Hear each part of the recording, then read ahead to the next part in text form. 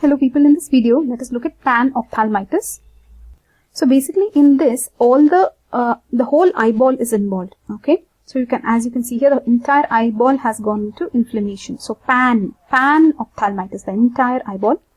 So basically under purulent uveitis, you know what uveitis is, inflammation of the uvea, right? So basically in purulent, that is in case of bacteria or infections like that, you have two types. You have endophthalmitis, panophthalmitis. Okay, so basically in this endophthalmitis, the inner structures of the eyeball are affected. Okay, so this is endophthalmitis. You can remember it as endo because it is inner structures of the eyeball. Okay, what and all here are affected: uveal tissue, retina. So the choroid is affected, the retina is affected. So vitreous cavity is affected. So mainly you have to remember that, right? Anterior chamber, posterior chamber, yes, all the aqueous humor is affected, but mainly here the vitreous cavity is also affected, much behind. So it is endophthalmitis. You can remember it is a complication of cataract surgery, etc. So basically, this can progress into panophthalmitis, where it is going to involve all the remaining portions of the eyeball. What is there other than uveal tissue, retina? Sclera, right? Sclera is also affected in this. What do you say? So that will become panophthalmitis, everything. So let us look at the definition. Panophthalmitis, it is a purulent, intense purulent inflammation of the whole eyeball, including the Tenon's capsule, right? So Tenon's capsule means if you are coming from inside, you have what? Sclera, episclera, Tenon's capsule, right? So basically, it's the disease, how it starts off with anterior uveitis, that is iridocyclitis, then purulent posterior uveitis, choroiditis, then there will be endophthalmitis, and finally panophthalmitis. Okay.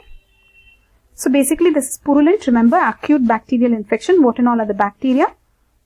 The same as whatever causes the infective bacterial endophthalmitis, like staph, staphylococcus, etc. You can remember these many. Staphylococcus, streptococcus, these are all again purulent uveitis, same names will come. Pseudomonas, pneumococcus, gonococcus, etc. What are the symptoms here? Severe ocular pain, headache, complete loss of vision. Usually this will be unilateral, isn't it? Unilateral it will be, right? Severe ocular pain, headache, complete loss of vision, profuse watering, discharge, purulent discharge, very important, purulent discharge, but this is, don't think like it is some discharge of conjunctivitis. Purulent discharge, we'll come to this, how is it different from that purulent discharge in acute conjunctivitis. Marked redness, swelling of the eye. Then there will be constitutional symptoms also, like fever, malaise. Okay, that's important. Constitutional symptoms. Signs, what will you see? The lids will have edema, hyperemia, the eyeball is proptose, slightly proptosed, ocular movements are limited, painful movements. The conjunctiva will show chemosis, ciliary as well as conjunctival congestion. So everything, obviously all parts of the eye are affected. So what is ciliary? Conjunctival congestion. Okay, ciliary refers to what? The eyelashes. Chemosis is actually edema of conjunctiva. Okay, so what and all is there? Conjunctival congestion. Conjunctiva shows marked chemosis, and ciliary as well as conjunctival congestion. Cornea is cloudy and edematous. So everything should get affected here. So conjunctiva is affected, cornea is affected, right? Conjunctiva is affected, cornea is affected, anterior chamber is full of pus. Just look at this. The anterior chamber is full of pus. Vision is completely lost. Even perception of light is absent. This eye is not doing anything. Even perception of light is absent. Intraocular pressure is markedly raised. So there is raised intraocular pressure. Globe perforation may occur at limbus. Pus comes out and intraocular pressure falls. Wow. So at the limbus, right? Can you see the limbus?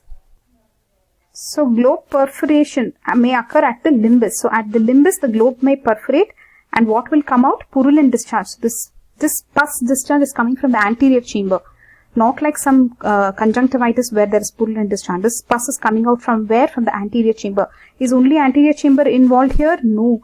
Even vitreous cavity is involved. The entire eyeball is involved, right? So let's move on now. Complications. So even this has complications. What are the complications? From the eyeball, it is going to become orbital cellulitis.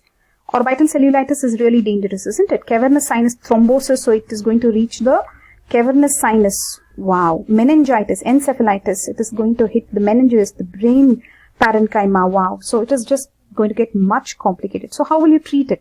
there is little hope of saving this eye, because what will you do? There is bacteria, but can you give antibiotic now? But there is little hope of saving such an eye. Okay, there can be toxemia, so you better remove it. So anti-inflammatory analgesics immediately to relieve the pain. Okay, just to relieve the pain, and anti-inflammatory, for anti-inflammatory properties you will give, okay, anti-inflammatory analgesics. Okay, then broad spectrum antibiotics, you will give broad spectrum antibiotics to prevent spread of infection. All they are trying to do is, they seem to be preventing the complications, to prevent spread of infection. Evisceration operation, here they are talking about evisceration operation. Can they retain the sclera then? So here anyways they are telling you evisceration is the operation that they want to perform. So you can see evisceration here, they're kind of scooping it out from the sclera. Inside the sclera, whatever is there, they're scooping it out. This is evisceration. All the recti muscles are still stuck to the sclera. This is evisceration. Enucleation means they'll remove the entire eyeball, including the sclera, and they will these recti muscles will be cut, isn't it? But here they are removing only the content of the sclera. So let us summarize panophthalmitis. So basically here there will be involvement of the whole eyeball, right? Usually it will be purulent bacteria is the cause. There will be first anterior uveitis, then posterior, then very short stage of endophthalmitis, and then finally a full-fledged picture of panophthalmitis will develop. So it is acute bacterial, remember. And here what you should remember, fever is very important. The anterior chamber is full of pus, right? And severe pain, the person cannot move his eye. Headache also he will have. Complete loss of vision, definitely there's no perception of light also. So all these are important. Constitutional symptoms will be there. And the eyeball is slightly proptosed. This is also important. Eyeball is slightly proptosed, right? You can see it is coming out kind of a thing. And what ocular movements are limited, yes. Conjunctiva is also affected. Cornea is cloudy and edematous. Anterior chamber is full of pus. The intraocular pressure is increased, but the intraocular pressure falls when there is perforation of the globe at the limbus and the pus comes out. Okay. If you just leave it, then it will lead to orbital cellulitis, cavernous sinus thrombosis, meningitis, encephalitis. So treat it how you will treat, just to relieve the pain, and then they will give anti-inflammatory analgesics, broad spectrum antibiotics to prevent further spread. Okay, so evisceration to avoid the intracranial dissemination of the infection. Right? That's all I think. Yes. So that's all in panophthalmitis. We'll meet you in the next video. Bye bye.